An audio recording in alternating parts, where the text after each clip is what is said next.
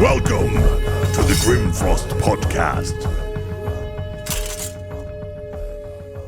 Today's guests are Hans Wanneby, historian, guide, and author, and Rikard Evertsson, author, land surveyor, and historian. Welcome to the Grimfrost Longhouse. Great to have you guys here. How was your trip? Oh, it was really long. I started yesterday in Beowulf's home on Gotland, 10:30, and now I'm here. So 24 hours later. It is a bit of a trip from Gotland. Do you also live on Gotland? No, I live in Stockholm. So, Okay. but it takes a while to get to Gotland. Yeah, Actually, it it does. takes 3.5 hours with ferry, but there's travel before and after as well. Yeah. Exactly. Yeah. So I gotta ask you, like, the clothes. You look amazing. Like, Thank you. What's because I feel like a slob now sitting across the table with you guys, but We're always like this. Every time we have a lecture, we try to wear these clothes because it's an homage to partly the guys that excavated Stavgard, Nilén, and of course the movie The Dig. okay. You have seen that, right? And Tolkien, of course, because Tolkien was so inspired by Beowulf, and he always wore tweed. Yeah. Always. So that's an homage to them. I was thinking, we were talking earlier about Hjalmar Stolpe, the famous Swedish archaeologist. Yeah. Well, anyways, you look amazing. So that's a good clothing attire. You're really setting the bar for all the other guests we're going to have when this goes out. Yeah. So that's great. So have you ever been to Karlstad before, by the way? No, I have never been to Karlstad. Yeah. We talked about it in the trip here, actually, but no. It's a really lovely town. Yeah, Yes, it's nice. Well worth a visit. Yeah. You, we always kind of start with this because you're both interested in the early Iron Age and Viking Age. And where did this interest start for you? Like for you, Rikard, for instance? Yeah, that's a very good question, actually. And I've always been interested in history, but for about 10 years ago, I went back to my hometown, and it's called Frövi, and it's an old office site for the vanir god Frey and the goddess Freya, and it's in Bergslagen, in the middle of Sweden, center part, and it's about 200 kilometers from the east coast and the Baltic Sea. And it's just by a lake called Väringen. And Väringen is very similar to the word Väringar, which was the famous bodyguards of the East Roman Emperor, in the Viking Age. And on the other side of this lake, there is a big fortress from the migration period. And that really caught my attention, this big fortress from the migration period. And if you go there, you can still see the big stone walls. And this period, migration period, we counted from 400 to 550 AD. That really, interested me. And I started to look for something to read about this age, but there isn't so many written sources except Beowulf, actually. So that's how I was, getting into the migration period and Beowulf as well. Okay. Yeah. How about you, Hans? Well, it started with me reading Beowulf when I was in my 20s. I went to Convux, that's like a preparatory school for reading on university later on. And my teacher said, here's a box of books, just look through them. And I chose Beowulf. I didn't know what Beowulf was by then, but I read it in English. And afterwards, when I was a teacher, teaching children in history and geography and religion, I was still having an interest for Beowulf. And I really wished for Beowulf to be from my hometown on the east coast of Småland in Oskarshamn. I really wanted him to be from my hometown, but that never happened. Oh, too bad. Of course. And later on, we moved to Gotland. And in 2018, 2019, I worked at Stavgard. I began work at Stavgard. And one day there was some strange cars parked on a meadow. And I walked over, and there was Bo Gräslund, a well-known professor. Yes. And he was sitting on a rock next to a path, and I asked him, "What are you doing here?" And he said, "Well, I'm excavating this path because I think it's a Roman road, and I think Beowulf has lived here." And I was shocked. I was stunned. And that's 7-8 years ago now. Okay. And he really inspired me to dive deep into Beowulf. I see. So we're going to talk about Beowulf a lot during this podcast because you have written a book with very specific theories about Beowulf and his origins. But first, we're going to talk about something else. So you already mentioned Stavgard, which is today is a reconstructed Iron Age village. Yeah. Can you tell us about the village? Yes, it started in 1975 actually. So I think it's the oldest reconstructed village in Sweden.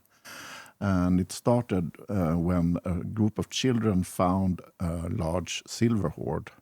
I think it's like 1,400 silver coins or something like that. That's a great story because I remember hearing this. So can you tell us about this? I can retell. Event? Yeah, I can retell the short version because the long version. It's a really long version. Yeah, it's really long. But the thing is that the teachers on Högbyskolan in Hemse, they were supposed to have an excursion with these children, and a few of them, 3 guys, were really early because they were farmers' sons, and they were really early on the site. And the day would contain bow shooting and fishing and similar stuff that you do when you're a Viking. And but the guys were sitting there being bored, and they saw some bunnies jumping around in the sand before them.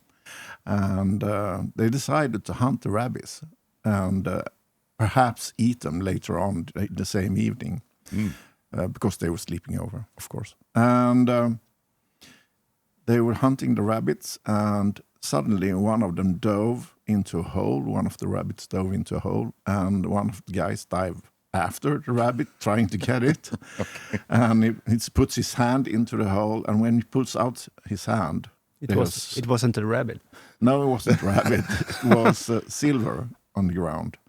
Only 13 coins. Imagine the disappointment not catching that rabbit. So these 13 coins was the exact number as there were students in this class. So he really imagined that the teachers had put the coins there for a treasure hunt. So he kept them. He put them in his pocket and he kept them. And when the teachers and the other students arrived, he didn't say anything about it. So he just kept the coins. And later on that evening, he told the teachers, "Aren't we going to have a treasure hunt? Isn't the treasure hunt going to be now?" And the teacher looked at him amazed. What are you talking about? We are not going to have any treasure hunt. And he said, "Well, you have planted coins here. I know that you have, so just tell us." And the teacher said, "No." And then he put the coins out, took the coins out and showed the teachers and other students. And the teachers were stunned, and they asked him, "Where did you find these coins?" And he said, "Over there." So they walked over and looked in the hole, and it was too dark by then, so they couldn't see anything. But the morning after, they went back, and one of the teachers, he put his hand into the hole and started to grab fistful of coins out of the hole. Yeah. And one of the guys even had to pull his t-shirt off and lay it on the ground so they could put the coins on it. So it was 11 kilos of silver. Holy crap.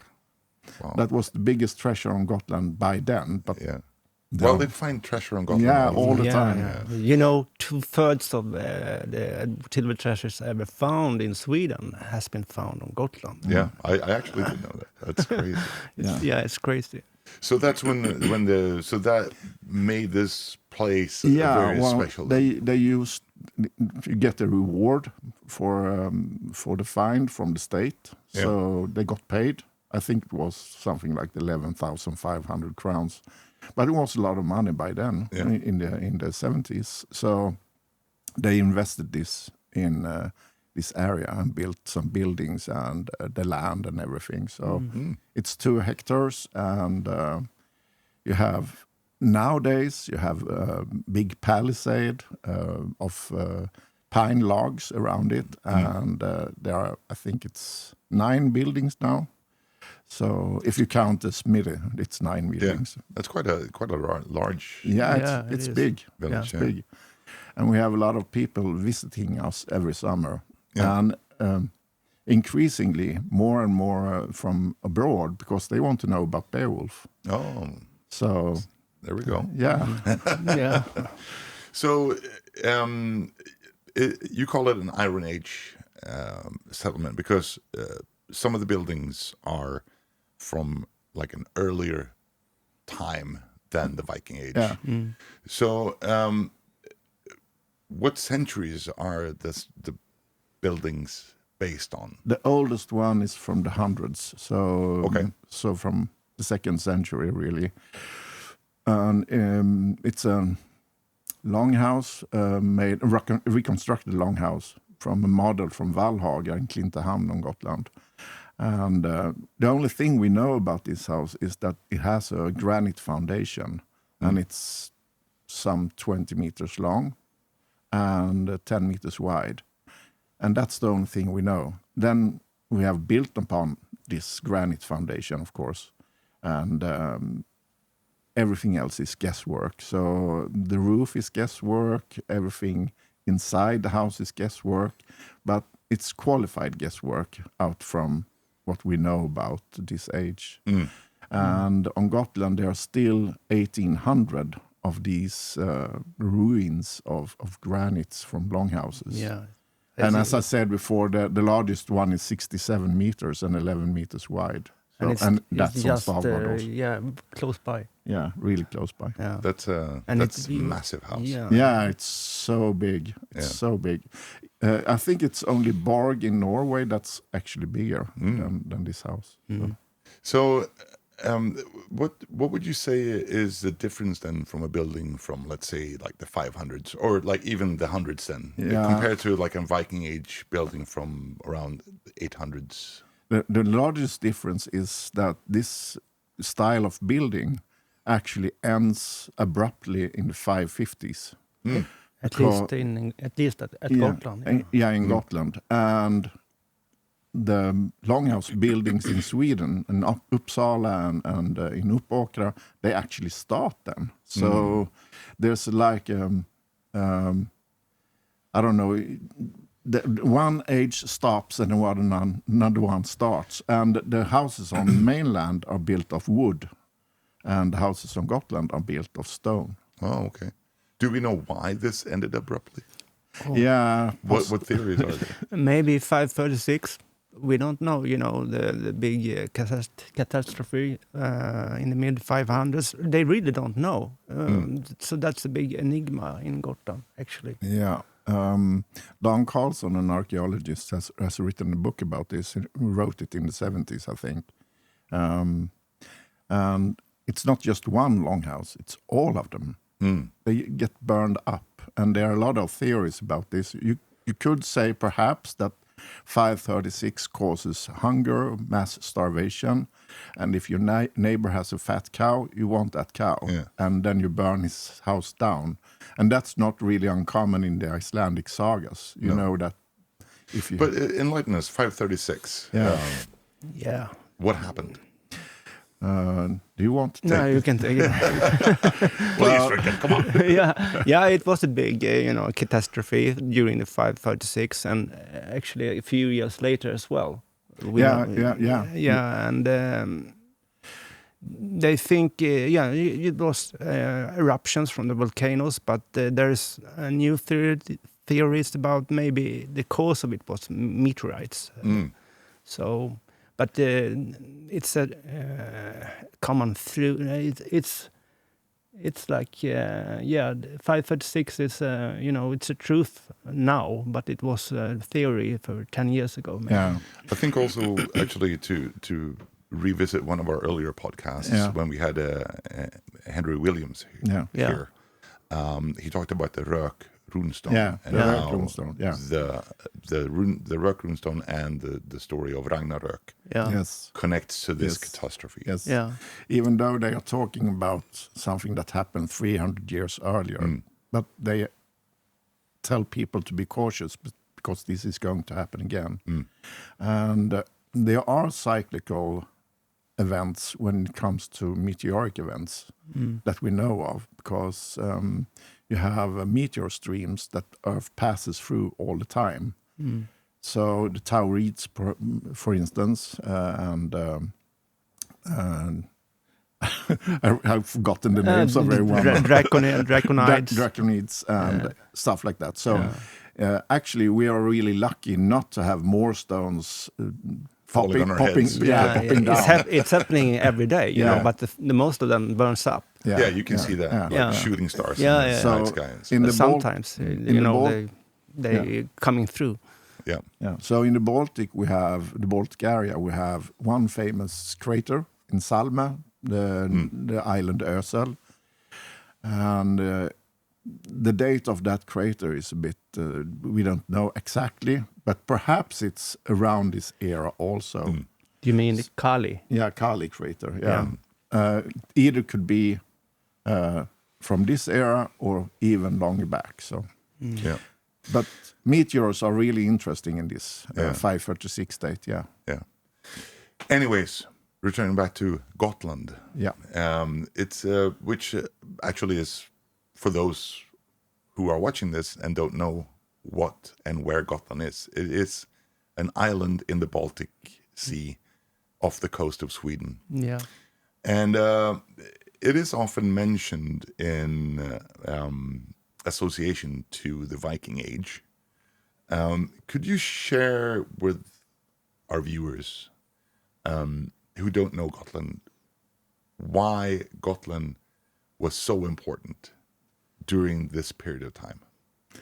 Yeah, well, if you think about the 1800 longhouses that still exist, and you think about what actually were there during, say, from the 1st century to the 500s, you had about 4,500 longhouses. And that's a population of between 45 and 80,000 people, if you count in slaves and other people. So it's a really dense population, and it's a seafaring nation. So, of course, they have a lot of power, and they are immensely wealthy. They have really, really much silver and gold. As Rikard were talking about before, 60% of all gold and silver from this era is found on Gotland in Sweden. And it's very strategically located as well in the Baltic, isn't it? So it takes about a day in the ancient times to get to Gotland, and it was like a trading hub. You know, everybody could go there, and it's very easy to go there as well. There's deep water all the way into the island, and harbors, and so people went to Gotland to make trade. Yeah, and also, correct me if I'm mistaken, but like the way we talked about this before. During the Viking Age, the sea was the freeway. Yes, of course. You couldn't really travel. There were no limits, roads, you know. Of course. And as Scotland is so situated, so it's closely. It's like it's the same distance to the east as it is to the west. There's no problem going east for the Gotlanders because they just travel one day at the easterly direction, and then they have all the rivers going down. Yeah. So they travel a lot down the rivers. Yeah. Definitely. And that's shown in the boat types they still have today.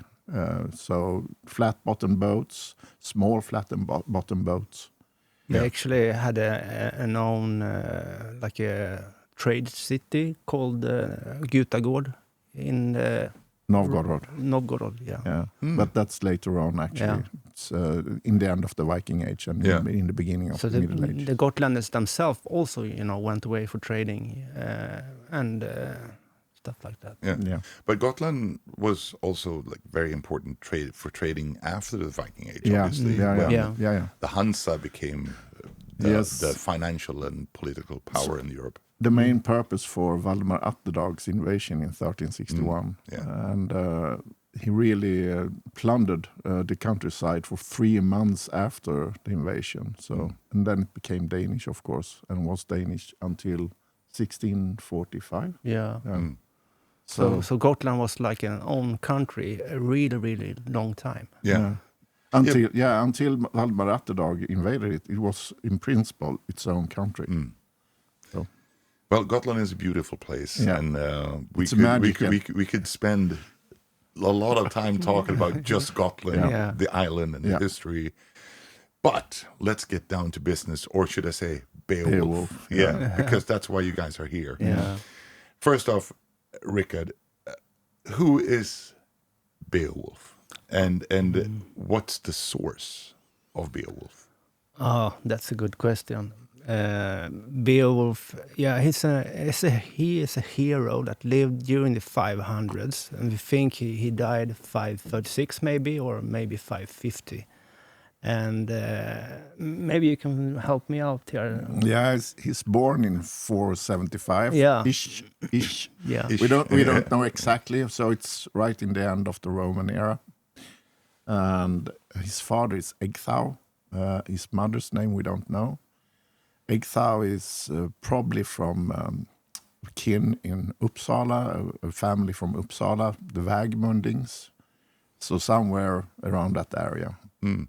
And he's born on Gotland because Ecgtheow falls in love with a Gutish princess. And she has 3 brothers. That's Heribald, Heithin, and Hygelac. And these people, especially Hygelac, gets to be really famous also. Yeah. But the book. What can you tell us about the story, the source of Beowulf? Yeah, the book is this is, not many know this, but this is a book that's in a volume of several books. So this is one of 5 books in one volume. And the other books in this volume is the story of Saint Christopher, and the story about Saint Judith, and letter from Alexander to Aristotle, and Wonders of the East. So that's the 4 other books. And the thing is, all of them contain monsters. All of them. So it's a monster volume, you might say. So the Beowulf... A horror book. Yeah, it's a horror book. So, and it's made of goatskin, pergament, and it's written down by 2 monks. And we know that because when one monk tires, he just stops in middle of a word, mid-sentence, and then the other monk keeps going. And they have spelling errors that it's not similar to each other. So, okay. So it's not written down by one person. There are many contributors. Yeah. Scriber A and Scriber B. Yeah, exactly. And it was kept actually on a mansion until the 1700s somewhere. I don't know exactly the date.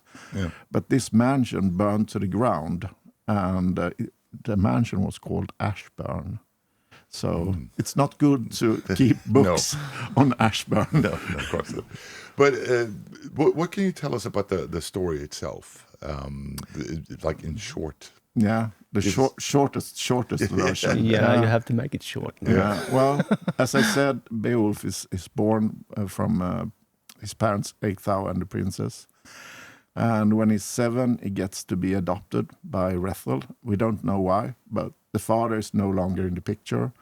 And he lives his youth on Gotland. And somewhere along the way, Heribald, the crown inheritor, gets killed by Heithin. It's a hunting accident. He shoots him with an arrow. And with a horn bow, by the way. That's really interesting also, if you want to talk about that later on. But anyway, so he gets killed, and Hrethel, he mourns himself to death. He gets a broken heart. And he should avenge his oldest son by killing his middle son, but he can't force himself to do that, so he actually dies. And Hæthinn becomes king. He has a grudge against the Swedes, so he travels to Sweden to make war against the Swedes. But the youngest brother, Hygelac, is not interested in this. And, well, after a long fight and stuff happening, Hygelac has to rescue his brother. And he comes too late to Sweden, and his brother dies on the battlefield. And Hygelac then makes peace with the Swedes. And when he comes back, Beowulf is really, this is my time now. I want to do something also. And he has heard about a plague, someone terrorizing Denmark. And he has been doing so for 12 years. So he gathers his warriors, his Bjornas, his bears, and he travels to Denmark. And there are 15 of them. And they travel by boat from where we think they lived in Gotland, and go 2 days over the sea and comes to the white cliffs of Mön. And then they travel through the Sound up to Heorot, where Hrothgar rules. And he offers his services to Hrothgar, and Hrothgar, of course, is really pleased. And then there's a feast, and during the night of the feast, Grendel comes, the monster Grendel. And there's a fight between Beowulf and Grendel, and he rips his arm off, and Grendel flees out into the night with blood pouring from his shoulder, and he shouts, "You have killed me," and he runs away. And there's a celebration, of course, another feast. And Beowulf and his friends, they all drink too much, so they fall asleep around the tables. And when the morning comes, a really important person for Hrothgar is dead. Asher. It's many names. I know it's many names. It's a lot of names. Yes. I know. But it's a big book. Yeah. And Asher is missing. He's no longer in the longhouse. But where he sat, there was a blood puddle, and also the trophy arm from Grendel which was put up in the ceiling, is gone also. So Beowulf has to hunt for this person who's taken down the arm, and of course Asher. And finally founds him, or her, should we say. And she's in the cave, and this is Grendel's mother. And there's another fight. And Beowulf manages to kill her also, and takes Grendel's head and goes back to Heorot, where he presents the head. And of course he gets a lot of gifts, and one which we think is the most important one is Brisingamen. It's a gold necklace. Yes. And it's Freya's gold necklace, but that's a long story, so we don't have time to take that now. But anyway, he gets all these gifts, and then he travels home, and he immediately gives all the gifts to his queen Hygd, and of course his king Hygelac. And Hygelac goes with Beowulf to Frisia to have a battle with the Franks, and he dies there. And after some stuff happening, Beowulf becomes king. It's too much to actually tell about it right now, because there's so... Well, we get the picture of the story. Yeah, he gets to be king, and then he rules for many winters. It says 50 winters, but then he would be over 80 easily. Before. So all this takes place about in the 6th century. Roughly. Yes. Yeah. So from 475 to roughly 536, 550, something like that. Yeah. And at the end of his life, there's this dragon, and this is a story. So I forgot about the dragon. Yeah. This is the story. So-called dragon. Yeah, this is the story that inspired Tolkien, of course, because when Tolkien wrote about this in 1936, he said that it was too little dragon in the Beowulf poem. He wanted to have more dragon in the poem. So I think that's really what inspired him to The Hobbit. He really knew that I want to put more dragon into the story. And also, if you compare the names in The Hobbit or in Lord of the Rings with the names in the poem, They are very similar. It's almost the same names actually. Oh, yeah. He Like took a lot of it. like Beorn, Beornas. Yeah. Yeah. So And he took a lot of inspiration from Norse mythology in general as well. Yeah, yeah. Lord of the Yes. Rings. So we have this final battle between the dragon and Beowulf at Örnarnas, and Beowulf, after a long struggle, dies in this battle.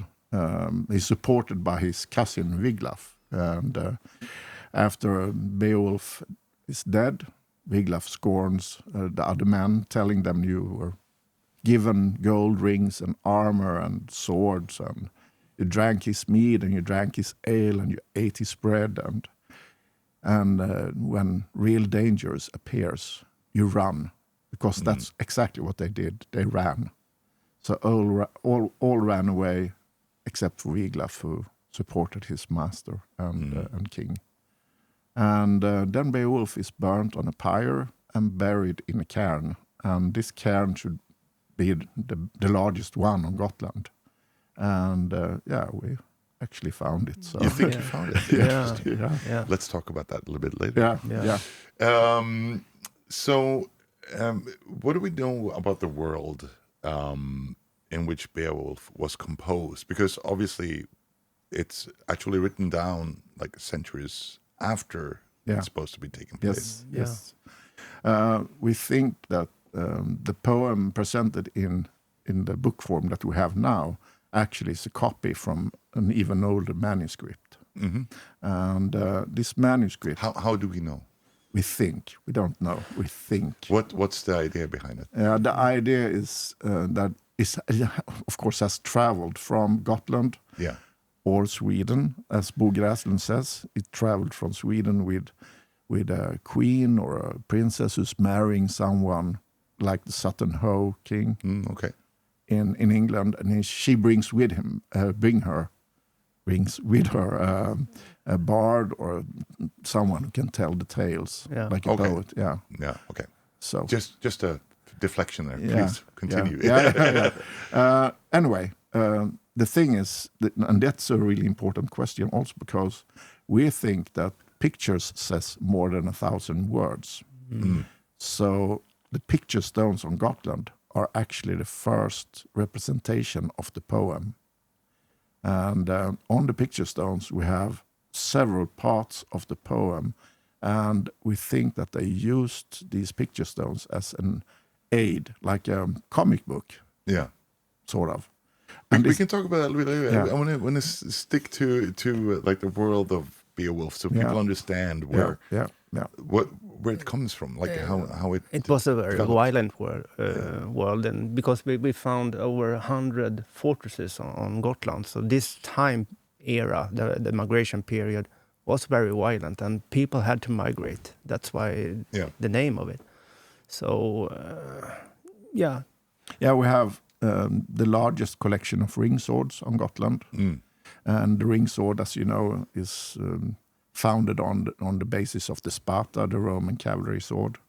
So there's a ring on the pommel on the sword, and I think it's around 10 ring swords that are found on Gotland, and they are often associated with these bear claw graves where you have bear claws. Okay. There is also bear claw graves around Stavgard, where we think actually Beowulf lived, and we have over 40 helm fragments from different graves in Gotland.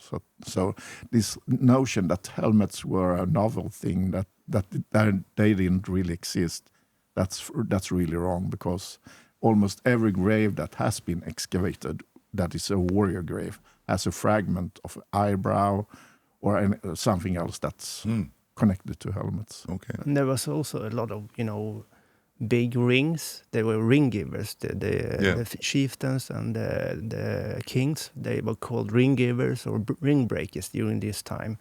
And they could give a ring, a neck ring, to another important leader, or they could break an arm ring, a spiral arm ring, and bring it to his warrior to, pay him his loyalty. And all this is...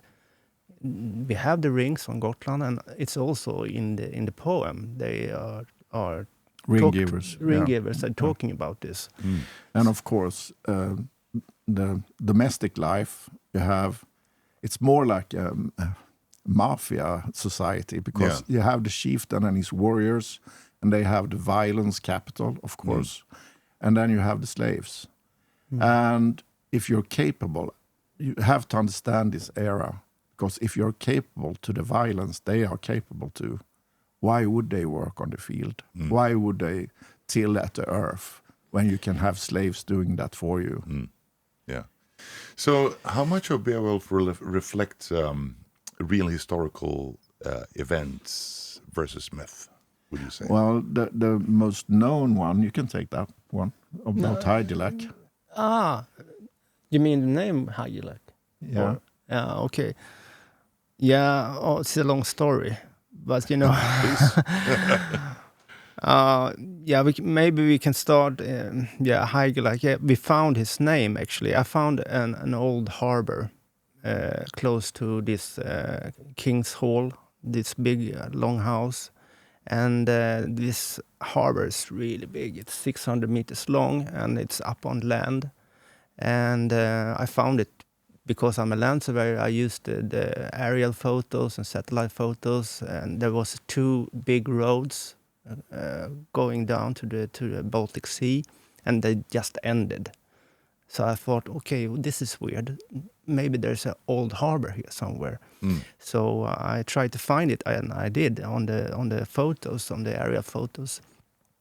And it's also like a lagoon-shaped harbor in the middle. And I, recounted backwards because of the land elevation.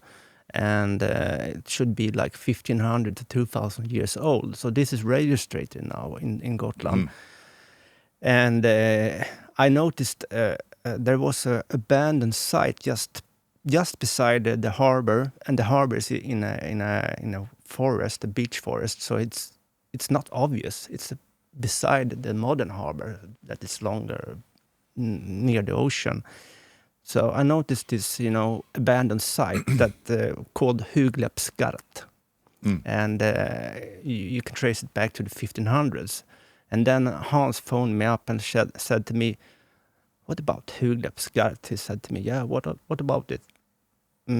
It's very similar to Huglake. Huglake. Huglake is the Swedish word for Beowulf's uncle, Hygelac. And then we started to investigate this name. Yeah. And we found, over 200 similarities. And we tried to investigate name variants of this Hygelac. So we found Hugleif, Huglep, Hugleifs, and all these names. We searched for them in the national archives for the whole country, for the whole Sweden. And the only hits we get is in the south of Gotland about, this. So there's a place name tradition of Hugleif or Hugleifs. And this we connect to Hygelac then. Yeah. And Hygelac is a verified historical person because he participated in this battle. And it's Gregory of Tours, I think, who wrote down the story about this battle, and he mentions him. And he's even displayed because he's said to be humongous, really big. So it's even displayed in the church in Tours, so people can go and watch his bones, this giant of the man. Wow. Yeah. Yeah, so he's actually, a historical person, because there are different sources that are speaking about Hygelac. Yeah. So he existed. Yeah. We know that, Yeah. But there are other figures also that is mentioned that we know are historical figures. So the Swedish kings, for instance, are mentioned. So it's not strange at all to connect some parts of the poem to historical events or historical persons. The thing is that as it contains the monsters, it's downgraded severely in historical accuracy, because, of course, there are no swamp monsters or dragons flying around. We know anymore. Perhaps there were. Yeah, you're right. But the philosophy around this is that we need to go back and treat it like a cold case to see is there any truth to what the poem says at all. And It's a really old cold case, 1500 years. Yeah, it is. But we try to find who killed Beowulf and why and where. And Then there's a lot of theories of that also, of course. Of course. Yeah. So, because the story is set in Scandinavia, Yes. like Gotland, Denmark, Sweden, but the written story or the written source Yeah. comes from Anglo-Saxon England. Am I Yes. right? Yes. yeah. So why is that? You were touching on that earlier. Yeah. Well, we don't know exactly how it traveled to England. Could be even merchantmen going from Gotland, taking the story with them, telling it in longhouses in England, and it might be inspired. Might be inspired to tell it over and over again in England, and then it gets written down. So we don't know exactly why, but one thing is for certain: it has to be a wealthy person that orders someone to write down this poem that exists today, because it's really expensive to make this goat skin book. And it's made around the year 1000. It's even narrowed down to between 1000 and 1010. So it's somewhere around there. So it's written down. But the original written poem is theorized to be written down in the 600s or 700s somewhere. Yeah. Okay. So it might be very much older. Yeah. So it's supposed to, it is, the England's national poem. But when you start to really read the poem, as we have done, we're reading the Old English, and nowadays everybody, thinks that it's from Scandinavia from the beginning. And you have, of course, plethora of translations of the poem. Tolkien's, for instance, or Seamus Heaney. And Seamus Heaney, I've read that just recently, and it's a fantastic translation, but it's inaccurate. I'm sorry, Seamus. It's inaccurate because he takes the liberty with the language, because he wants, of course, to put his mark on the language. He wants to be more like flowery and artistic in his language. So he doesn't really care about the historical value. He only cares about the literary value, and he wants to develop that. I see. And that's been a problem since the start of the 1900s, really, since Tolkien said that it's not enough dragons. Yeah, so when we doing our research, we can't really read these translations. We have to read the original poem, and we have found so many faults, but also truth in this Old English, the original poem. Like the place where Grendel is supposed to have lived. When they have traveled for 2 days, they see white shining cliffs, and this has been interpreted as Stevns Klint in Denmark. Or Leire. Or Leire, yeah. But in reality, the only place in Denmark that has white high cliffs is Møn. It's a little island southeast to Sjælland. And if you go there, it's a beautiful island. Yeah, it's beautiful, but it's like you could have the poem in your hand and actually have that like a geographical guide when you go on Møn, because it looks exactly like it says in the poem. So it's, we really think Møn is the place. Yeah, definitely. And also, the strangest thing of all, there's a man-eater in the legends of Møn. Oh. The Green King. The Green King. Yeah. The Green Hunter. Yeah. And he rides around with a pack of dogs, and he has no head. But, this is interesting, because this reminds me of another topic we actually talked to Anders Khalif about, which is Odin's Hunt. Yeah. It's the same story. It's the same story that travels. Very, very interesting. Yeah. But you know, if you read the poem, you can also see that they travel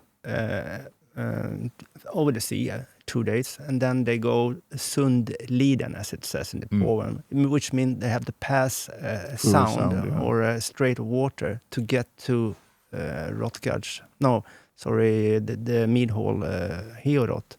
And actually, there's only one place on the island Mön that fits that Description, Yeah. And it's Fannefjord.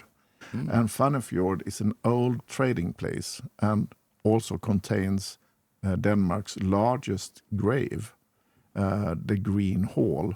Again with green. Green. Yeah. Yeah. Okay. So we actually went there, me and Hans, last 2 years 2 years ago. Yeah. Okay. So the Green Hall is 115 meters long and Like 7-8 meters wide. yeah. And it's big granite stones, man-sized granite stones. And the inside of this square or rectangle, what you say, is filled up with dirt. And originally we thought that might be a platform for a house. But when we were there, you know, we didn't get the right feeling. You know, no, it's not here. No, it's not. And then we saw a medieval church on a hill. On the other side. Yeah. So we went there, and behind the medieval church on the hill, there was big grave mounds. So we said, this is the place. Yeah. And this obviously archaeologically is what they did when they're building the new faith. Yeah. They put it next Yeah. to the old Exactly. faith. Exactly. Look, here we are. Yes. Yeah. Because the plateau is funny looking. It doesn't fit the church. So we think something was before the church. Yeah. But we don't know. But it's definitely worth, you know. Yeah. And another evidence for this place is the Whale Road. In the beginning of the poem, the Whale Road is described. I don't remember its original name now, but Runrade. yeah, Ronrade. And the thing is, that's been interpreted like Beowulf is living close to the Runrade, but that's the wrong Beowulf, because there's another one called Beowulf mentioned in the beginning of the poem. Oh, really? It's There's really two Beowulfs. Yeah, it's there are. confusing. That's very confusing. Yeah, it is. It is. And this Whale Road, actually, where Hrothgar's Heorot or Mön is situated, it's a end of a bay of Lilla Belt and Smålandsbukten. It's really the best place to catch. What are they called? On purpose. Purpose, yeah. Tumlare in Swedish. Tumlare Oh, okay. in Swedish. Yeah. Yeah, So they drive them into this place and have nets and hinders for them, and then they kill them en masse. So And actually, the old word for rune is, the whale is a big whale. Rune is supposed to be smaller. Yeah, Rune is the smaller type of whale. Yeah. So that would explain the Whale Road also. It would, yes. Yeah. It seems like, anyways. Yeah. So we're talking about like historical and actual like physical places, Yes. how those are prominent in the Beowulf saga. But to your knowledge, are there any mythological traditions that influenced the Beowulf poem? I'm talking about, like, we already mentioned that Odin's hunt is one of those stories that comes across, Yeah. that kind of bleeds into the whole thing. Yeah. What's your opinion on that? And my take on that is that it ends with Ragnarök. So, of course, there's like a mythology that's connected to the poem. But this is the precursor of Ragnarök. So it's the golden age, the hero's age before Ragnarök. So you make an age more heroic and more golden because, as you know, it's always the downfall of empires. Just before they are going down, they have the golden age. So it's the same here. It's the mythical Swedish golden age, especially in Gotland. Yeah, actually, the migration period, it's called the golden age of the northern countries. Yeah. Because, you know, there was a lot of gold flowing in to Scandinavia during this time age. Yeah. And all these ring givers, they gave about So gold rings, and also Tolkien, the Lord of the Rings. The gold ring is a central part. yeah. So one mythical story that really can be connected to the poem is the story about Brisingamen and Freya's necklace. So, do you want me to tell it? Sure, why not? Go ahead. Yeah. Well, Freya is visiting the dwarfs in the mountain, and she gets really keen on a necklace she really likes, and she offers the dwarfs to pay whatever. I can pay you whatever. And the dwarfs just say, look around, we don't need any more gold than we have, or jewels for that matter. But you're pretty nice.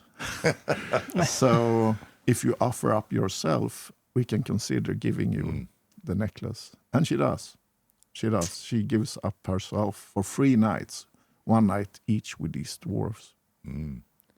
And Odin, who's been really interested in Freya, we might say, and never had a chance to do anything about it, he gets really, really angry when he hears about this. And he decides to steal the Brisingamen from Freya.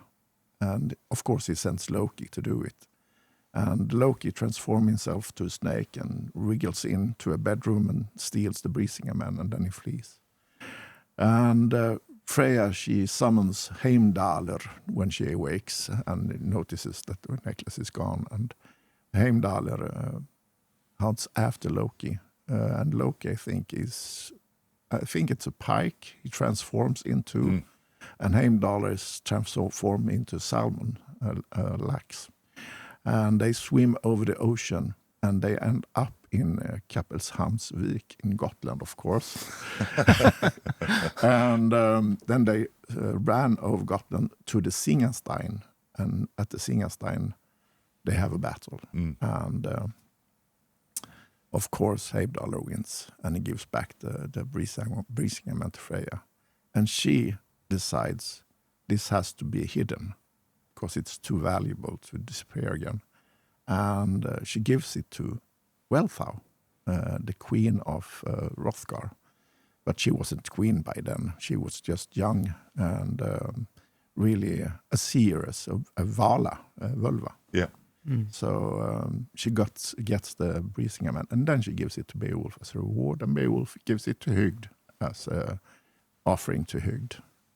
So that's the story about Brisingamen. Yeah. But if you want to elaborate that story and make it to modern myth, it's the same necklace that's stolen from Gotland Museum. Havorringen. Havorringen. In Swedish, Havorringen, Havorringen. Yeah. Nobody has the ring anymore. Nobody owns it. No. Yeah. That's super interesting, and in some ways, actually, that story actually kind of reminds me of the Mead of poetry, the Suttungur Mead. Yeah. How Odin actually, because he transforms himself into a snake. Yeah. To steal it. Yeah. Anyways, off topic a little bit. Sidetrack. So you talked about this being like a time of heroes. Yes. And you already mentioned that Beowulf is maybe the heroes of all heroes, basically. Yeah. But can you describe him? Yeah. Like as what type of hero he actually is? He's the desperate hero, I should say, because he has no really lineage to lean back on, because his father is gone. And he's adopted, and he has 3 uncles that are really great big guys. And they regard him as pretty weak. And Hygelix is really worried about Beowulf going to Denmark, and he feels that, are you really up for this? And of course, he wants to make a name for himself. Yeah, he wants to prove his strength. He wants to be remembered. That's very important. Yeah. So that's the main thing. But when he arrives to the court in Denmark, he is questioned about his unferf, who thinks that a guy who loses a swim contest to his cousin Brekka, he shouldn't be here trying to be a hero. But Beowulf shuts him up pretty quick by telling him, "Isn't that your father's sword?" Yeah. And where's your father? Yeah. And turns out that Unferth actually killed both his father and his brother. And Beowulf tells him, if you were as brave as you were then, Grendel wouldn't be a problem, would it? So, Yeah. Yeah. So Nice comeback. Yeah, nice comeback. But the poem is filled with these comebacks, and Beowulf, throughout the poem, is more of a stoic. He's like telling people of his heroism, but he doesn't make a thing about it. He just like a fact. I killed a family of giants. I swam the contest against Brecka. He don't brag about it. No, he doesn't. It's like a CV. Yeah. This is my CV. This is what I have done.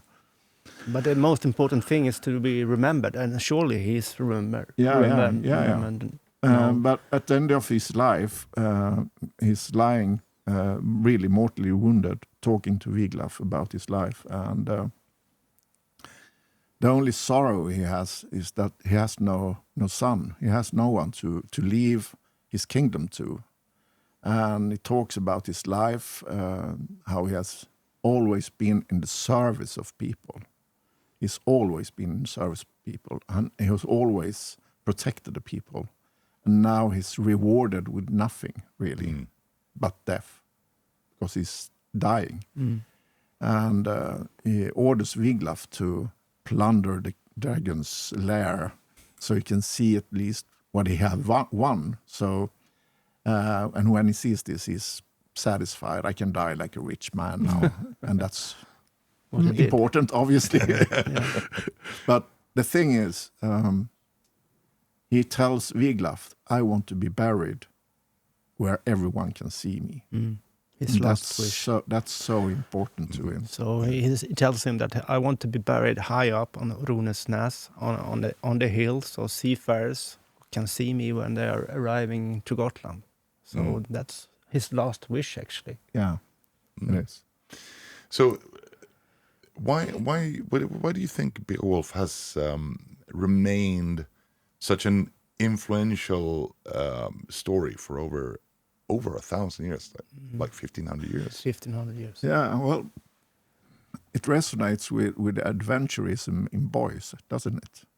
If you're 12 years old, 10, 12 years old, even today, perhaps even older, but even today, if you read Tolkien, for instance, you get inspired for greatness. You get Aragorn is the great hero, and you get inspired to be Aragorn. And that's the same thing with Beowulf. It's a story of inspiration, who you should be, like a knight's tale, like the story of Arthur. Yeah. So it's the knight's tale.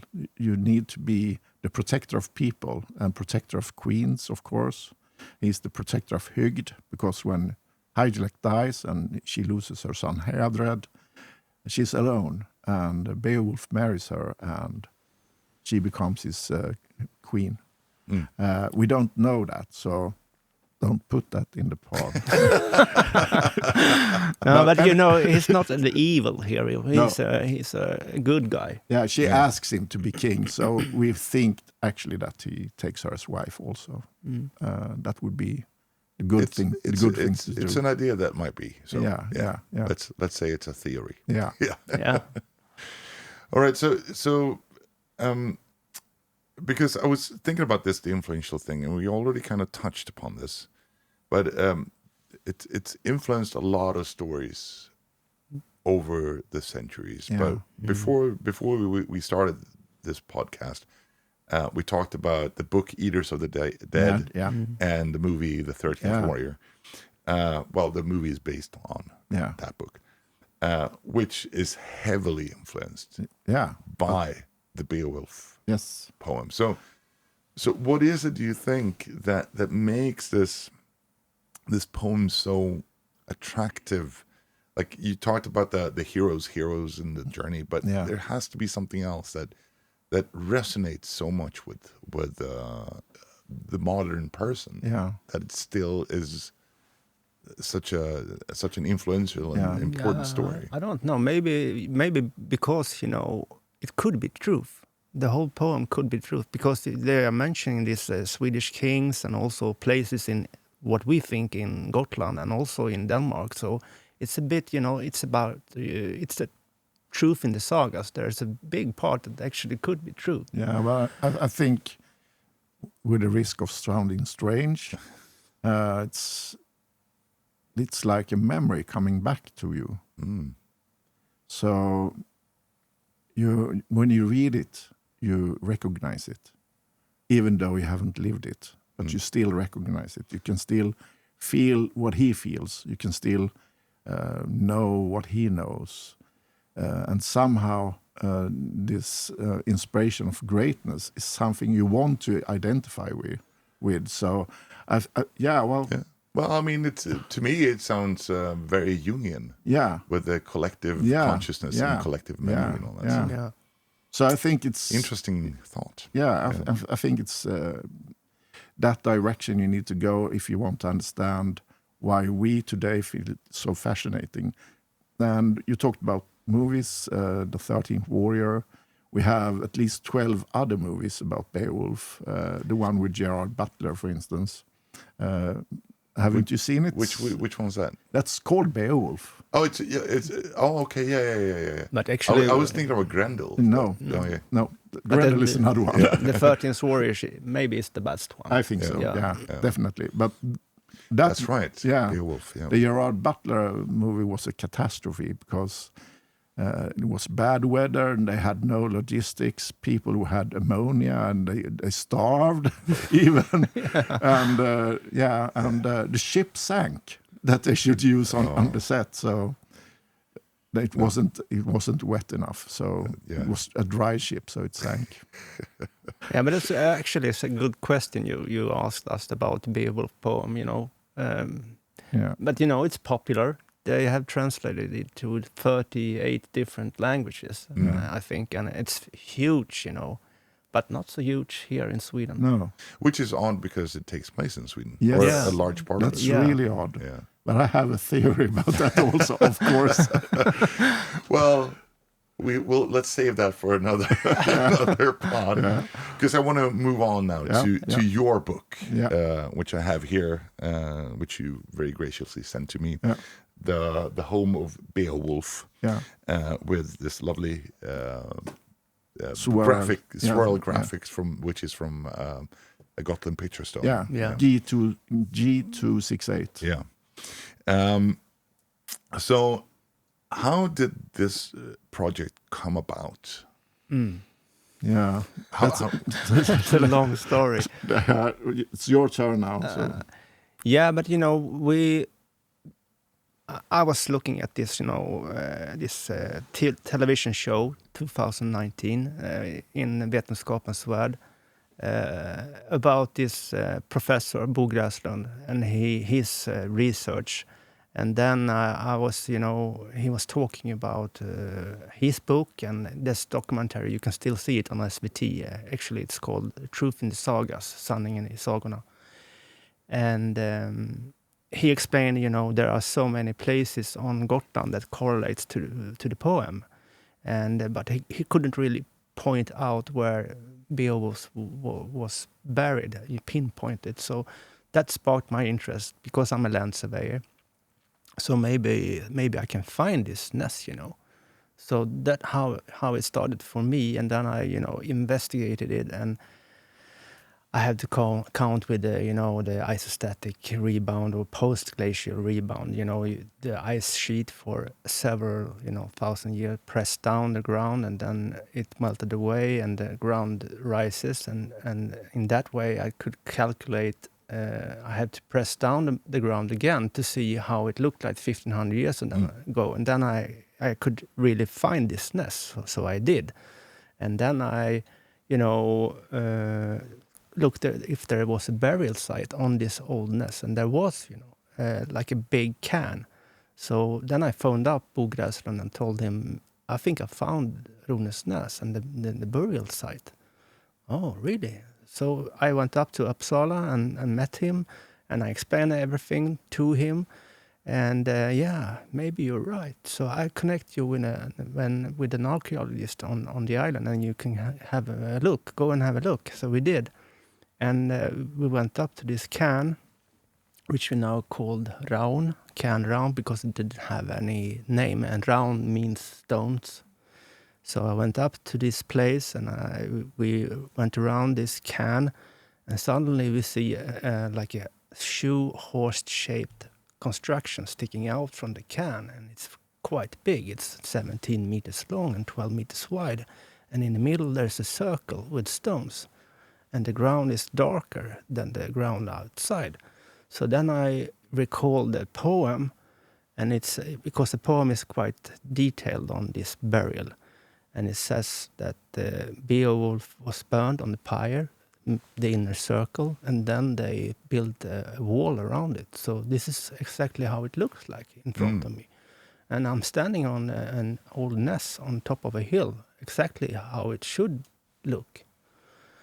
And you have two waterways also, Evertsson going by on the northern side, and you have the harbor, Tontbod, as you mentioned before. I found this old harbor and also big roads. Yeah, you talked about that. Yeah.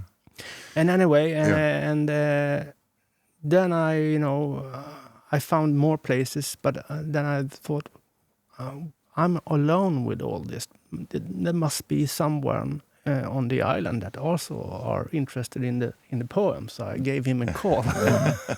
Well, I noticed that there was a car on our parking lot several times, and I noticed strange equipment, and I thought that this is a treasure hunter looking for treasure. In a way, you were right. Yeah, in a way, I were right.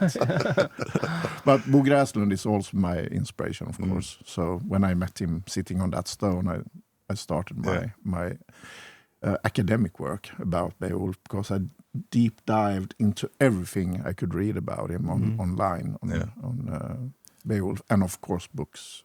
Yeah. So we have 600 footnotes in the book. So that's how we met, and and then we produced this book. Yeah, the first one is the Swedish one, Beowulf's Spår. Yeah. Yeah. You got involved then with Rikard, and but how, like, where did you guys meet in the physical world? Forming this project? Yeah, because obviously you come from different angles. Yeah, I got a strange call the 9th of December 2018, was it? No, 2019. I don't know. I don't remember. Roughly. And it was Rikard calling me, and he said, "You're my last hope." And he had read some stuff I had written. I read an article in academica.edu. Yeah, they are gone now because they're in the book. So I don't want to give them away freely now. But there was some theories that I was toying around with, and Rikard became really interested. Yeah, because he pointed out a harbor that I also found at the same place. Actually, it's in Stavgard, inside the Stavgard Viking village. Yeah. But the most important and the most amazing and cool theory was the picture stones. And I was, this guy is right. He is really.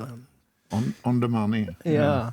So let's talk about the picture stones then, because they are unique to Gotland. Can you just all of them are unique, but can you describe them for us? Yeah, of course. I think we can probably splice in some pictures of them, but the most important one for us is G278, and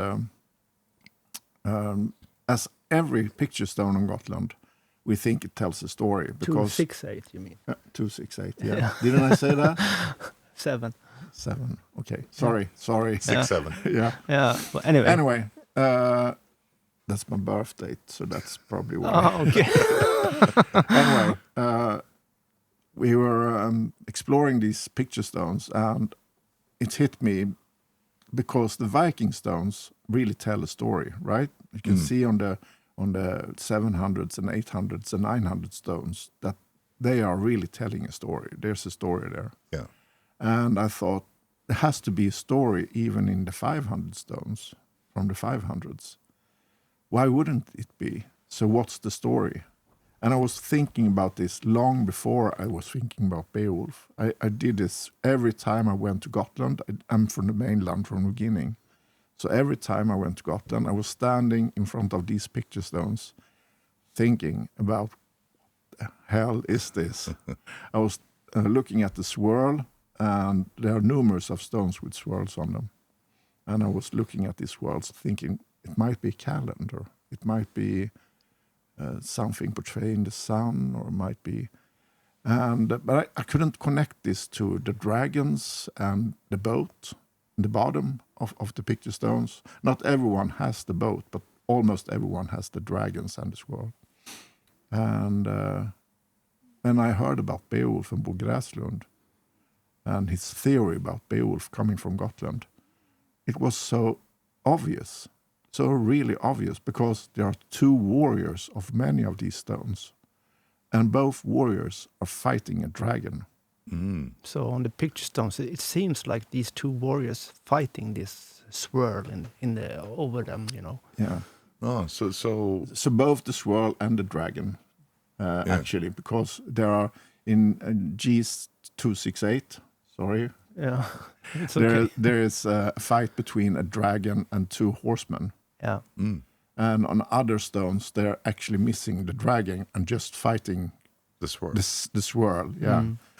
And what is the swirl then? Yeah, I think it's a celestial phenomena.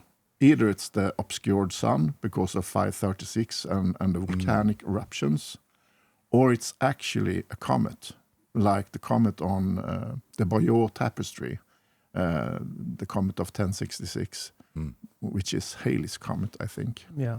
Halley's comet. Yeah. Or a meteorite. Or meteorite. Yeah. And if it is a meteorite, it would explain also the brand waves that are described in the poem, the fire from the sky, because there are several comets that are made of ice, and this ice is not water ice; it's ice of gaseous material, and when it reaches the atmosphere, it explodes. So I started looking for essays about this and articles about this, and I found plenty. So one of the most well-known is the story about Sodom and Gomorrah. And they actually think they have found that site because it's all burned to the ground, possibly from a meteor shower of ice comets that have burned through the sky. Tal el Hammam. Tal el Hammam, yeah. So I recommend you, if you're interested in this to look that up. Yeah. Anyway, and of course you have all the other ones, Tunguska, Chebalinsk, all other explosions that have happened. So I connected these to the swirl, and it all made sense because the poem at once made sense. There's no real dragon, of course. It's a metaphor for a skyfall of fire from the meteorites. And the warriors on the stone then would be Beowulf and Wiglaf. Yeah. Yes, of course, of course. And on this picture stone 268, there's a runic text actually. That's the only one with runes on it. Yeah. On the side it says Irlaf. Yeah. It's very close to Wiglaf. Yes. Yes. So that's on one side. On the other side it says Brimkjars. Yeah. And that's not near Beowulf anywhere. It's not very near Beowulf. You know. No. Except it starts with a B. Yeah, exactly. But you know the big Sanda stone, the huge one, you have seen it. And on that one there is the swirl. Yeah. And there's also the ship with 15. Yeah, 15 crew on the ship, yeah. And in the middle there is also supposed to be a fight. Yeah, there's a fight between a horseman and a dragon. But the most peculiar thing on the Sanda stone is that in the middle of the stone, there's a lonely tree.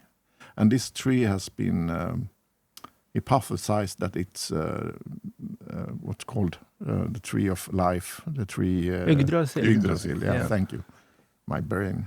Yeah, that it's Yggdrasil. Yeah. But we really think because the latest knowledge about this stone that Sigmund Orell and a photographer has done, it shows that there's men running towards the tree, and the tree is on a small hill.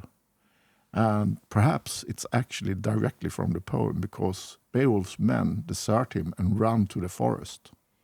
So this image might very well be his men running to the forest. We don't know, but it's a hypothesis. Yeah. it is. Yeah. But the stones really connect well to the poem, and There's a lot of ships actually also on these stones, and not all, but many of them have like 15 rowers, 14 rowers. 14 rowers, and this bowman who stands in the front of. And they the were bow. 14 when they left to Denmark. Yeah. 15. But 15 with Beowulf. Yeah. Yeah.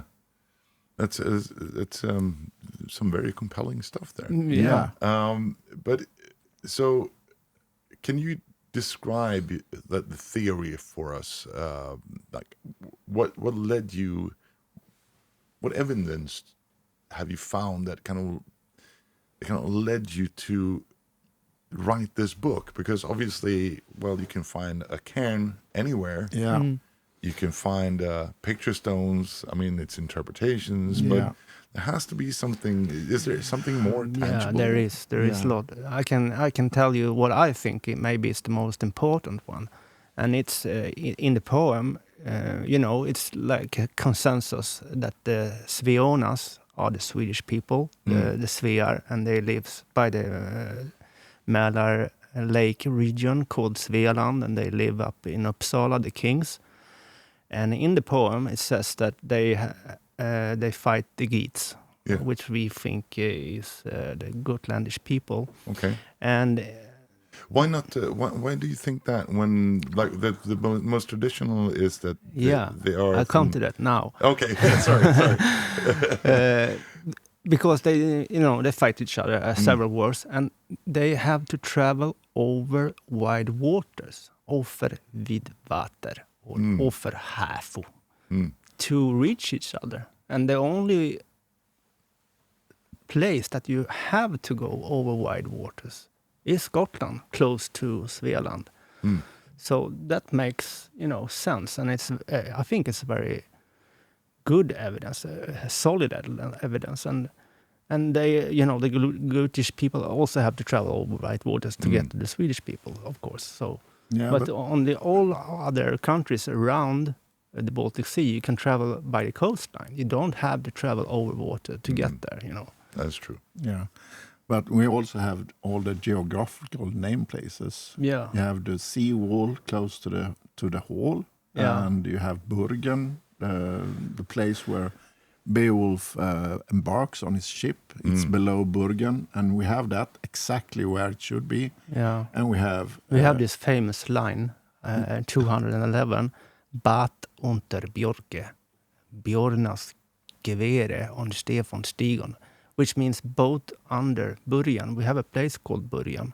And Björnas is Beowulf's herd. Yeah. And gevere means that they have this gear on, and then they step onto the stem of the boat, and then off they go to Denmark. They have the war gear on. Yeah. Yeah. So yeah. And when they return from this adventure, they have to find their home, and they're looking for a landmark. The Geatish cliffs. Gita Kliffu. And on the southernmost part of Gotland, there is Hoburgen, this giant cliffs. Yeah. And we think that Hoburgen is Geta Kliffu, actually. Yeah. And then we have Ernarnäs. Yeah. The Eagle's Nest. But wouldn't Hoburgen, because wouldn't that be like almost underwater back then? No, it's too tall for that. It's too tall. It's the only 2 meters land uprise since 1500 years. No, sorry, 3 meters. 3 meters. Yeah. So it's not so much, on Gotland. Yeah, that's true. It's Even though Gotland is mostly flat. Yeah. So it's not a very. No, the highest point is 86 meters. Yeah, it's 6 meters. Yeah. So, but the Hoburgen cliffs are around 30, 40 meters. Is it that tall? Yeah. It is. Okay. Yeah. So I was you know what I was thinking? I was thinking about the Rauk. yeah, Oh, yeah. Yeah, that's my mistake. I'm sorry about that. Yeah. And you will think, exactly. And then we have the place where he was killed, Örnarnäs. There is actually a ness just north of Beowulf's Hall that's called, and you travel to the ness and it's way out to the east. Yeah. It's like a wild place where every time you go there, you feel the wildness. Yeah. And when you go up on the crest, there is a hill that's called Arnkull or Örnkull. And if you look up, you can still see the eagles flying around there sometimes. And there's also a board, an information board about the eagles on Gotland on the site. So in present day, the eagles are still flying around on this nest. So we really think that this is Örnarnäs. Yeah, it should be, because it's named Örnarnäs. Yeah, it's named Örnarnäs. So, and then we have Hugleif, Huglep, of course. Yeah. And perhaps, we don't know, but perhaps Botulfi. That could be a name, because there's a lot of name places that starts with Bot. So Botarve, Botarve, Båtels and stuff like that. So you have several places, but Botulfi, we don't know if that has anything to do with Beowulf. So we have left that out of the book because there's no clear evidence that is Beowulf. Not even etymological. Well, båt in Swedish is penance, and we don't know if this is like a leftover from paying the fine. You know, when you're doing something bad in the Viking era, you have to pay a mansbot. You have to pay to the other family. If you have killed someone, for instance, you have to pay the other family whatever he would have made during his lifetime to this family. And if they are rich, it's a lot of money. Yeah. That's why Egthau, for instance, ran away from Svealand from the beginning, because he killed Hetholaf, Wolfing, and he had to run away. And that's what started the blood feud. Yeah, it is. Yeah, so there is a lot of Botulf names on Gotland, and actually there is, coins with the runic inscription Botulfi, and they really don't know why, they made these coins. So it's a bit of a mystery still. Yeah, but we are still looking into it. So. As you should. Yeah. So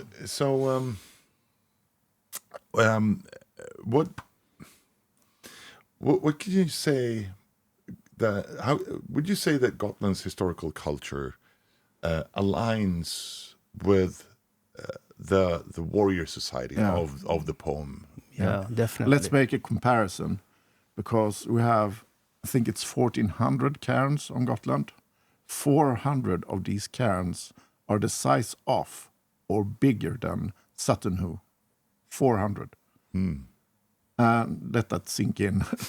that's a lot. Yeah, that's a lot on that smaller place.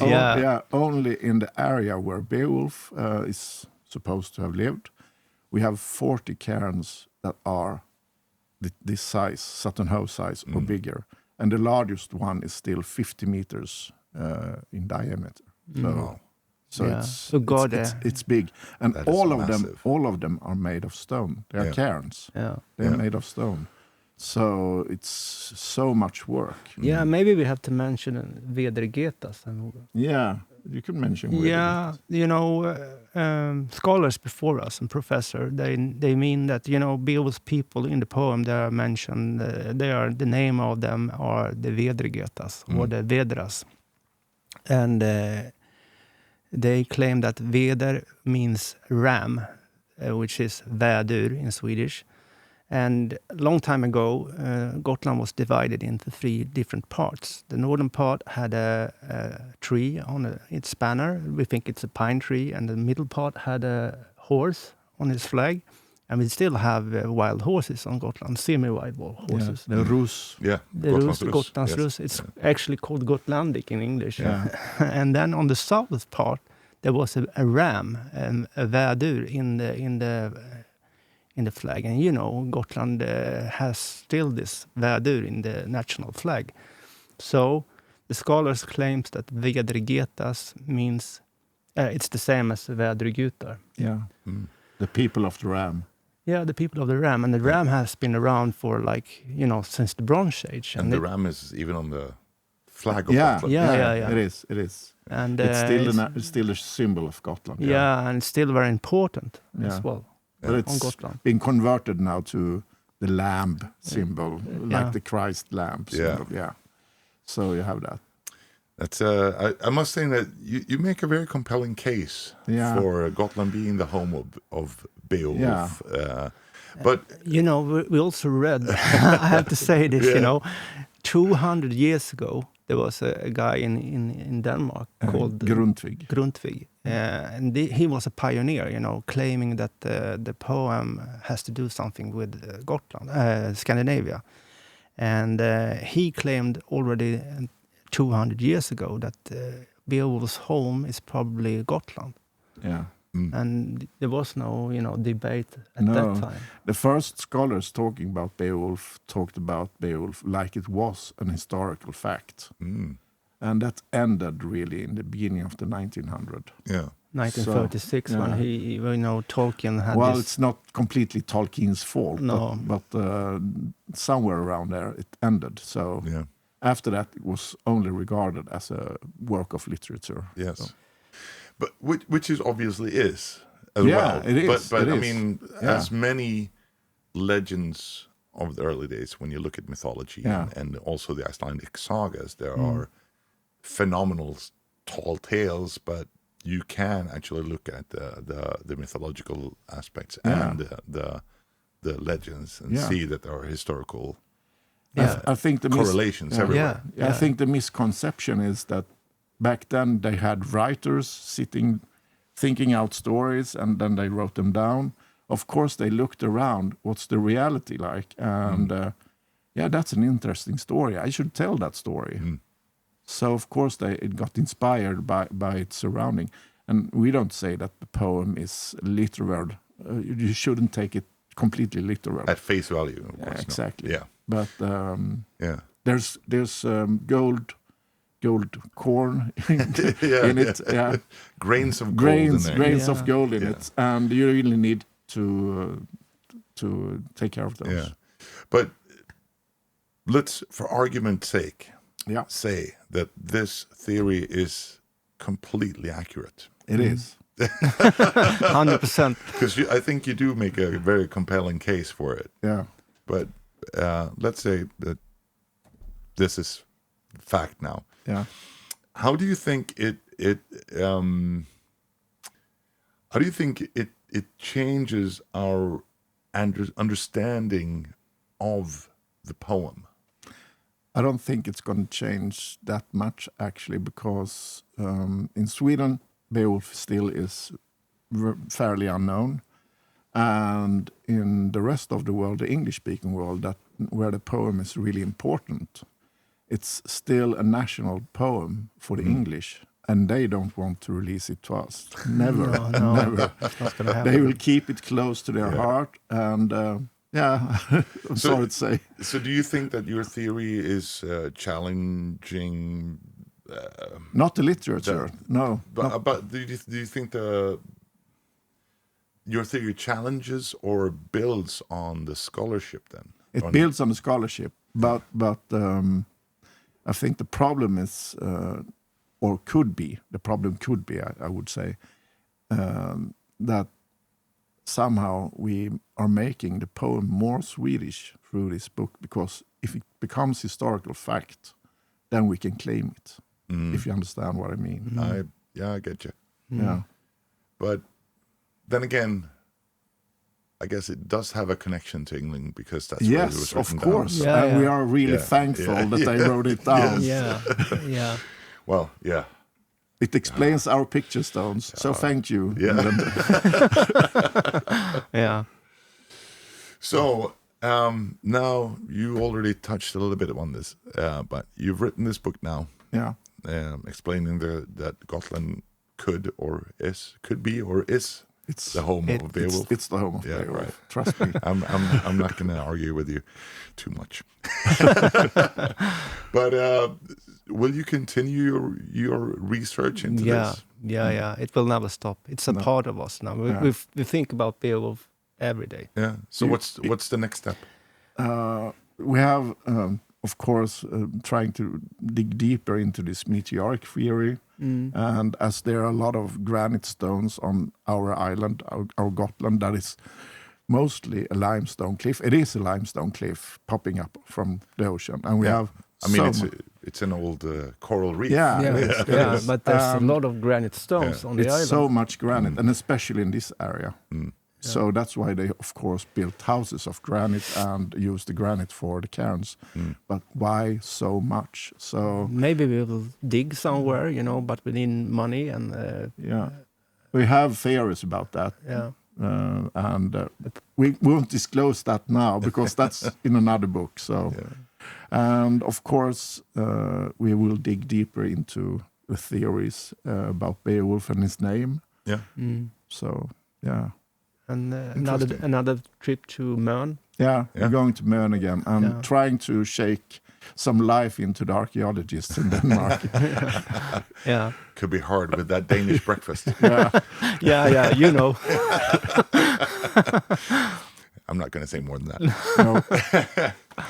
But you also talked a little bit about that you have been working on a documentary about this as well. I'm doing a documentary. A film documentary. A film documentary now. And, it's going to be 1.5 hours, approximately 1 hour, 1.5 hours. And we're going to have the premiere on the medieval week on Gotland. So we're going to show it. That's nice. Yeah. I might actually be there then. Yes.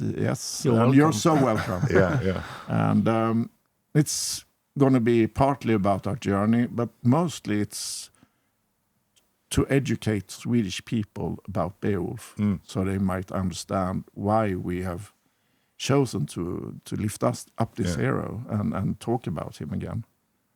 So that's it. And of course, we're also writing more stuff. And personally, I'm writing a TV series. Oh, really? Yeah. Oh. I'm trying to. That's interesting. Yeah, I'm trying. Because we were talking about this before you guys arrived here, that if they would make a Beowulf movie or a TV series where he lives on Gotland, obviously, who do you think should play the role of Beowulf? There's only one. That's a good question. There's only one? Alexander. Skarsgård. Skarsgård. Yeah. It will fit them. Yeah, it's only one. Wow. It should be a Swedish cast altogether. So. Oh, okay. Yeah. But would you make it in English? An English? Yeah, of course. Speaking, you need to reach out into the world. Yeah, you need to. I see. Yeah, super interesting and so great to have you guys here. I'm going to round this off now. Yeah, because we've been talking for a really long time. Okay, but it's so interesting. Yeah, but we always ask our guests these two last questions, and I think that you watched some of the episodes. I think you know what's coming. Yeah. So maybe you prepared for this one, but you both have to answer the same question. So let's start with the first one. If you could be a fly on the wall, and let's not do it Viking Age now. Let's do it in like the Beowulf time. Yeah. What specific event or specific thing would you have liked to witness? Yeah, I would like to be at the burial place actually and see how they did it, and if I am on the right spot. Okay. I really think that was like a show, and they also ride around 12 men on horses, and I would really like to be there and see and watch the burial of Beowulf. Well, that's a good answer. Yeah. Burials back then were messy, though. They were. About messy. I have been thinking about this actually. First, I thought that be a fly on the wall at Ananas when the catastrophe hits. It would be nice, but on the other hand, it would be really nice to take part in the feast after Grendel's mother is dead and Beowulf gets Brisingamen and But then I wouldn't be a fly on the wall. I would. I would participate. You would have participated. All right. Okay. Yeah, I can see that somehow. Yeah. Yeah. All right. So the last question, which is this is a really tough one. Would you have wanted to live back then? Not a chance. No. Not a chance. No. No, probably will die in 2 weeks. If you can guarantee me no sickness and old health, living to old age, I would probably say, I might consider it. But we are so well off today. We all live like chieftains and kings. Yeah, I think we need to retire this question. I think there's only one person who ever said yes to this one. Faravid, yeah, right. Faravid, yes. But I also talked to this with many of our guests, and I said that also that if you get magically transported back to that time, you wouldn't survive a week. No. You would probably die. not. You would die. Not only because you wouldn't understand the society you're suddenly in, but the society is so conformed around the clan and belonging to a clan, and you having no one. No. You would be a slave. Yeah. Probably. You will be a slave immediately. Yeah. Terrible times. Yeah. I'm grateful to live in Sweden. Yeah, and now you can choose Nowadays. if you want to be a Viking or not. Exactly. It's a choice. Yeah. Well, thank you so much for coming. It was super interesting to talk about about your book, The Home of Beowulf, which we now know is Gotland, I guess. It is. So, looking forward to the future projects and to see how this and develops. we are looking forward to you coming to Gotland, of course. I was there last week. Yeah, really? Yeah. So I have a house there. Yeah, right. So take a tour down to Stavgard and I show you. I will. And I think everybody else should actually, if they have a chance to go to Gotland for Medieval Week or just for vacation, they should go to Stavgard. It's a beautiful place. Yeah. Gotland in itself is fantastic. It's another world. Yeah, it is. It's beautiful. I will work there in the summer, so you're welcome, everybody, to visit us. Excellent. Well, thank you so much. Thank you. Great having you. Thank you. Thank you. Hey guys, if you enjoyed this episode, check out our other episodes on our YouTube channel, Spotify, and other podcast streaming services. And also, subscribe to support our work. Thanks for listening.